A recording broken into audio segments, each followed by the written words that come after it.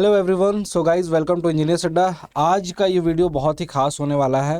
Rahul sir मेरे साथ हैं और इस पर्टिकुलर एसएससी जेईई एग्जामिनेशन जिसकी प्रिपरेशन आप लोग कई सालों से कर रहे होगे, कई महीनों से कर रहे होगे, अभी भी कर रहे होगे, इसके बारे में हम लोग आज की वीडियो में जानेंगे कि कैसा रहा रिजल्ट 2022 वाला और 2023 के एग्जामिनेशन को जो देने जा रहे हैं उनको किन किन बातों का ध्यान देना है, जो बच्चे रिजेक्ट हुए उनसे क्या सीखने को मिलता है, जो बच्चे सेलेक्ट हुए उनसे क्या सीखने को मिलता है। सर क्या कहेंगे आज के इस पर्टिकुलर सेशन में? डेफिनेटली सर, ये बहुत सारे बच्चों की रिक्वेस्ट आ भी रही थी। फाइनली हमने एसएससी के ऑफिशियल वेबसाइट से ये पता भी चल गया था कि 13 तारीख को कि इनके मार्क्स भी आ चुके हैं 2022 के। तो गाइस, इस वीडियो में हम लोग दो बातें डिस्कस करेंगे, ये डिकोड करने की कोशिश करेंगे बहुत सारे डाटा के बाद। अब देखो, हम जब मैं आपको यूट्यूब पे आता हूँ तो रिसर्च के साथ आता हूँ, डाटा के साथ आता हूँ कि इन सब सारी चीज़ों के पीछे क्या रीज़न रहा कि एकाएक 2022 में प्री का कट ऑफ नॉर्मल जाता है sir. In fact number of vacancy के टॉपिक्स में हम जो एक्सपेक्ट भी कर रहे थे कि कट ऑफ प्री का सिविल हो चाहे मैकेनिकल हो चाहे इलेक्ट्रिकल कम जाएगा सर, वो एज पर द एक्सपेक्टेशंस हुआ था सर। बिल्कुल। जैसा कि अगर हम यहाँ पे अगर इंडिकेट भी करना चाहें तो देखिएगा, सिविल का कट ऑफ जनरल का 110, ओबीसी का 107 इस तरीके से गया सर, जो कि हम लोगों के कैलकुलेशंस के अंडर ही था। राइट। उसी तरीके से मैकेनिकल का कट ऑफ अगर देखा जाए प्री का, तो यहाँ पे मैकेनिकल का कट ऑफ भी काफ़ी कम गया था, तो मैकेनिकल वगैरह का भी 123 के आसपास गया था सर। तो अब ये सवाल है कि 2022 में मेंस में क्या हो गया सर, उस चीज़ को हमें डिकोड करना है और नेक्स्ट ईयर के लिए हमें बच्चों को प्रिपेयर करना है।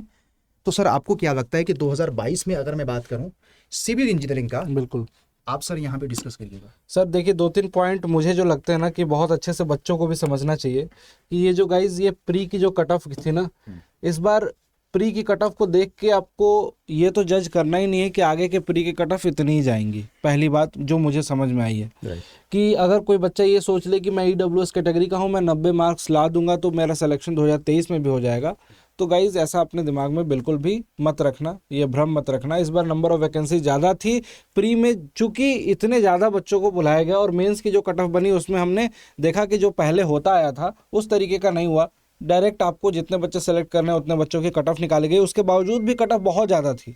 उसके बावजूद कट ऑफ ज़्यादा होने का रीज़न मुझे 2-3 बातें समझ में आई सर।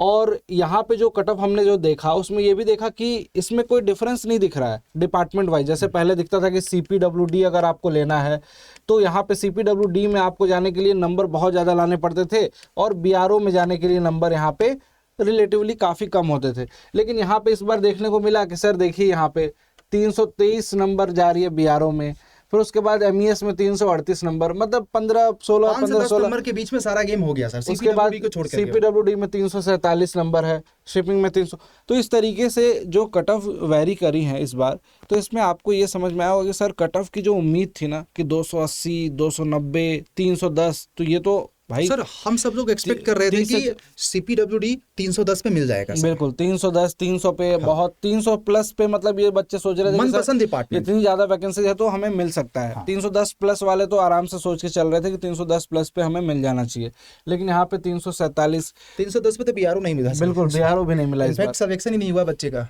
सिलेक्शन हुआ। अब इसके साथ 2-3 रीज़न समझ में आया जो हम लोगों को। एक रीज़न ये मेरे को समझ में आया, एक तो पहला रीज़न जिसको मैं बोलूँगा कि बहुत बेसिक है, बहुत ज़्यादा इंपॉर्टेंस नहीं रखता है, लेकिन एक रीज़न ये था कि जो मेंस की सर कॉपी थी, मेंस के जो क्वेश्चंस आए थे सिविल में, स्पेसिफिकली बात करूँ मैं तो सिविल में ये देखने को मिला कि प्रीवियस ईयर के क्वेश्चंस जो थे, प्रीवियस ईयर के रिसेंट क्वेश्चंस जो थे, उसमें से लगभग 50 to 60% question same to same copied थे, 50 से 60%। इट मींस दो बातें, एक तो PYQ पूछा गया और स्टूडेंट्स ने भी एक्सेप्ट कर लिया कि मेंस में प्रीवियस ईयर का क्वेश्चंस आता है, तो उसको अच्छे से उन्होंने क्या कर लिया, बिल्कुल तैयार कर लिया।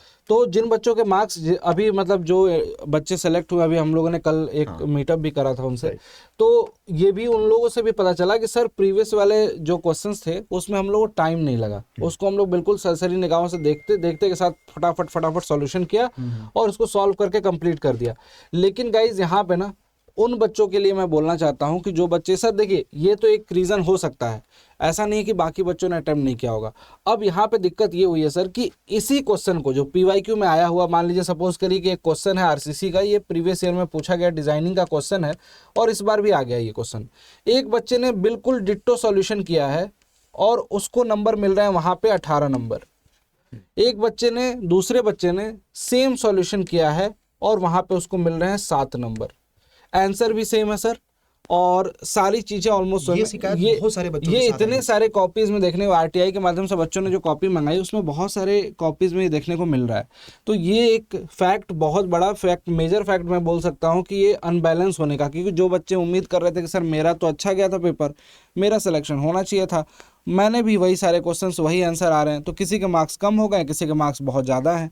तो ये एक तरह से मैं बोलूँगा कि यहाँ पे अनबैलेंसिंग देखने को मिली, ये बैलेंस होना चाहिए। और मुझे ऐसा लग रहा है कि सर प्रीवियस ईयर के कंपैरिजन में कॉपी की जो चेकिंग है वो भी थोड़ी सी लीनिएंट चेक हुई है। बिल्कुल, मार्क्स जो हाईएस्ट स्कोर था वो भी बहुत हाई गया है। हाँ। अब सर मैं बता रहा हूँ कि सर 3 से 4 बच्चे तो ये रिपोर्ट कर चुके हैं हम ही लोगों को, हाँ। जिन्होंने 240, अब सोच रहे हो सर 260 भी, 260 वही मैं बता रहा हूँ, 260, 262, 262 इतने मार्क्स अगर ला रहा है कोई बच्चा 300 में से। अच्छा सर, subjective ऐसा क्या examination रहा में। कि इस बार थोड़ी सी थ्योरेटिकल क्वेश्चंस कम थे क्या सर?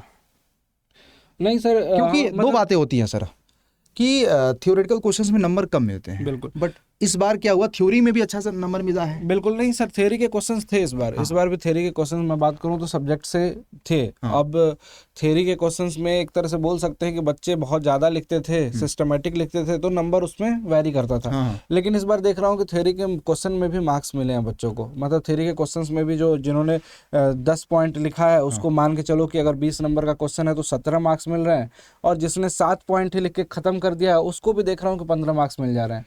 इट मीन्स कि ये हम कंक्लूजन बोल सकते हैं कि इस बार जो हमारा जो पॉइंट वही था कि पीवाईक्यू और कॉपी में जो चेकिंग थी वो लीनिएंट थी। हाँ, कुछ एग्जामिनर के माइंडसेट पे ये था कि किसी को ज्यादा नंबर दे दिया, किसी को कम, जो कि नहीं होना चाहिए। बिल्कुल नहीं होना चाहिए, क्योंकि अगर सेम चीज दोनों बच्चे ने लिखा है सेम तरीके से, तो मुझे लग रहा है कि अगर डिफरेंट एग्जामिनर भी चेक कर रहे हैं तो एक तो आपस में कोऑर्डिनेशन होना चाहिए कि हम भाई इस तरीके से मार्किंग करेंगे कि आप भी इस तरीके से मार्किंग करो, थोड़ा सा ये तो होनी चाहिए बात 100%। और सर दूसरी बात ना, इस चीज़ का कोई क्लेम नहीं है, आप कुछ भी करके अपने मार्क्स यहाँ पे नहीं बढ़ा सकते हो। क्या आप एसएससी को सोचना चाहिए, एसएससी को सोचना चाहिए। यहाँ पे कोई बच्चा कहता है कि सर किसी की जिंदगी से जुड़ी हुई है सर, यहाँ पे उनके, जब आप ये क्लेम करते हो कि मेरे रीचेकिंग वगैरह, तो उसमें साफ साफ लिखा होता है कि किसी दूसरे की कॉपीज को देख के आप अपनी कॉपी में इवैल्यूएशन नहीं करा सकते हो।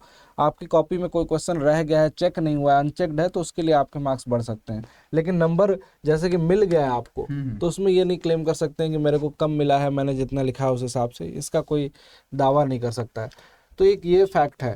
अच्छा, अगर मैं बात करूँ मैकेनिकल की, सिविल मैकेनिकल और इलेक्ट्रिकल की, तो सर उनके साथ तो बड़ा न्याय हुआ है सर, मैकेनिकल वालों के साथ तो बहुत बुरा तो हुआ। मतलब ये है कि एसएससी को ये बोल देना चाहिए कि मैकेनिकल को रिक्रूटमेंट नहीं करना चाहिए, या जो भी है क्लैरिटी रखो यार आप लोग। फिलहाल देखो मैकेनिकल का कट ऑफ अगर देखा जाए तो यहाँ पे ये हमारा मैकेनिकल का कट ऑफ है। देखिएगा, नवल का 351 है, सेपिंग का 350 है, CWPRS का 367 है, MES का 373, BRO का 356। तो ये मैकेनिकल का कट ऑफ है, राइट। आप इसमें देखोगे ये इलेक्ट्रिकल का कट ऑफ है, तो जो मोस्ट ऑफ द पोस्ट हमारे कॉमन थे, दोनों का कट ऑफ भी आपको कॉमन दिख रहा होगा। देखो BRO में आपको कॉमन दिख रहा है, यहाँ भी BRO में कॉमन, MES में भी आपको कॉमन कट ऑफ दिख रहा है। सवाल ये है दोस्तों कि मैकेनिकल और इलेक्ट्रिकल में भी क्या हुआ। मैकेनिकल की कहानी तो आपको सबको पता है कि पेपर थोड़ा सा लेंदी आ गया, नंबर ऑफ क्वेश्चन हमारे ज़्यादा हो गए। अब मैकेनिकल की जो कॉपी भी चेक की गई वो एक बहुत ज़्यादा लीनिएंट नहीं चेक की गई कंपैरिजन टू इलेक्ट्रिकल।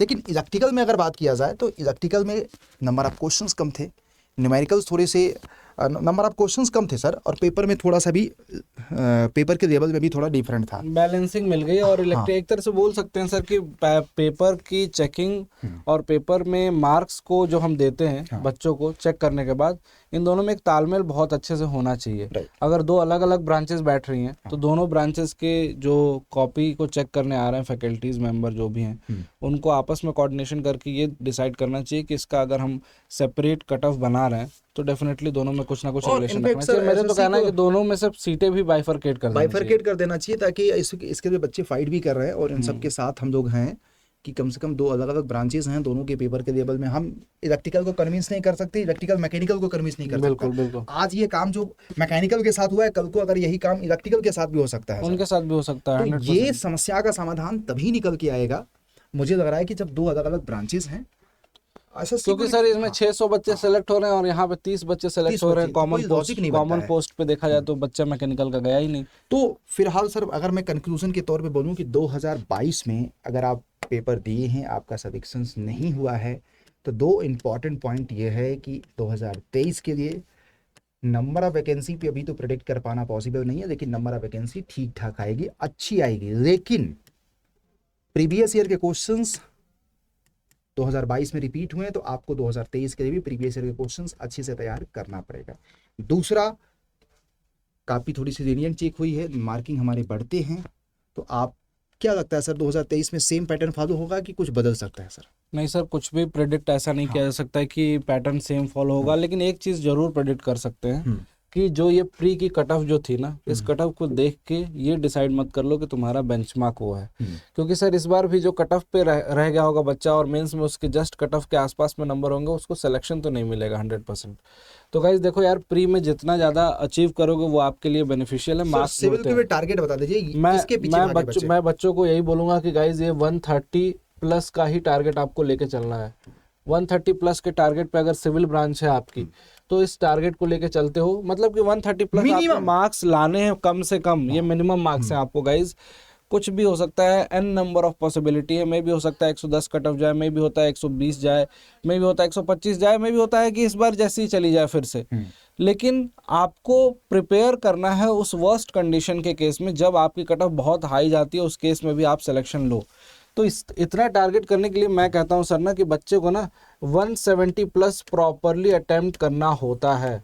अगर 170 प्लस बच्चा अटेम्प्ट कर पाता है एग्जामिनेशन में, ये तभी अटेम्प्ट कर सकता है जब उसका टेक्निकल पोर्शन और साथ साथ में नॉन टेक वाला पोर्शन दोनों ही स्ट्रांग हो। और नॉन टेक में जैसा कि अभी हम लोगों ने बच्चों से बात किया, जो रिव्यू मिला वो बच्चों के सामने होगा कुछ दिनों में चैनल पे, राइट, जिसमें जीके में भागते हैं और बच्चे जो। मैकेनिकल और इलेक्ट्रिकल की बात किया जाए अगर प्री एग्जामिनेशंस की, तो प्री में देखो मैकेनिकल और इलेक्ट्रिकल को कम से कम 150 टारगेट रखना है यार, मिनिमम 150, क्योंकि 123 तो इस बार ही गया है, तो आपको कुछ न कुछ सेफ जोन में जाकर के रखना पड़ेगा।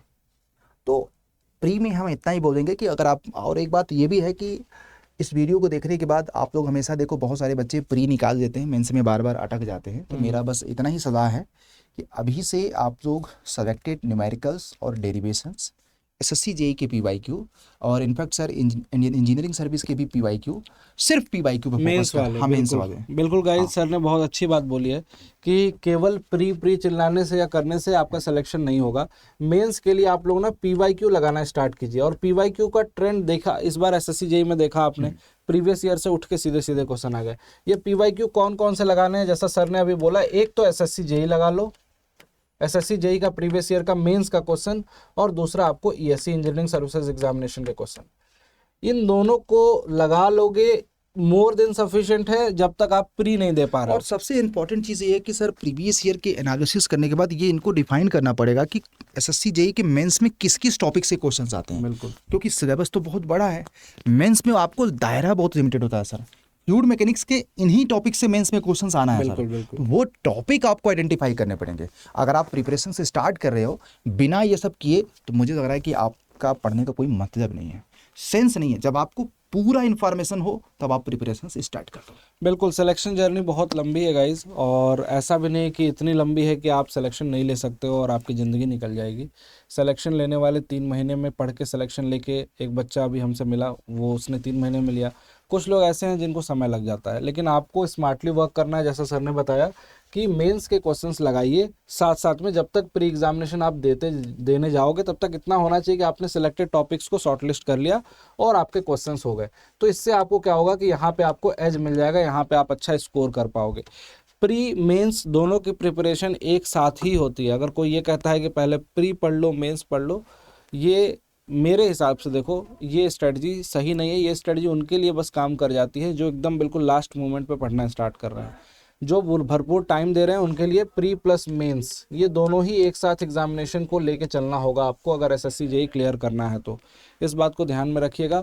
अपने सब्जेक्ट को वैसे ही आप बिल्कुल लाइंड अप कर लीजिए कि इस सब्जेक्ट को मुझे पहले पढ़ना है, इसमें ये पोर्शन जो है मेंस के लिए इम्पॉर्टेंट है, ये पोर्शन जो है प्री के लिए हमारे लिए इम्पॉर्टेंट है, और उस मेंस और प्री के टॉपिक को अच्छे से कवर करते हुए चलोगे, आपको सिलेक्शन ज़रूर मिलेगा। आई होप कि आपको वीडियो अच्छी लगी होगी गाइज़, और आशा करता हूं कि आप लोग अपनी पढ़ाई कंटिन्यू करोगे इसी तरीके से। और आप सभी को पढ़ने के लिए बहुत सारे आजकल प्लेटफॉर्म अवेलेबल हैं, इंजीनियर्स अड्डा भी उनमें से ही एक है, जिसमें यूट्यूब पे भी क्लासेस आपको दी जाती हैं, और एज वेल एज अड्डा 24/7 के एप्लीकेशन पे भी आपको क्लासेस मिलती हैं। तो आप कहीं भी किसी भी प्लेटफॉर्म पे कहीं से भी पढ़ सकते हो। ज्ञान अर्जित करना है आपको, जो भी आपके लिए बेनिफिशियल हो वहाँ से चीज़ें सीखिए। आपको लगता है कि इसमें ऐड ऑन कुछ कर सकता हूँ तो वो भी आप लोग ऐड ऑन कीजिए, और अपने शॉर्ट नोट्स, फार्मूला सीट्स, ये सब कुछ मेंटेन करके चलिए, सिलेक्शन जरूर होगा। Thank you so much, bye bye, take care, मिलता हूँ आपसे नेक्स्ट वीडियो में। Till then keep learning.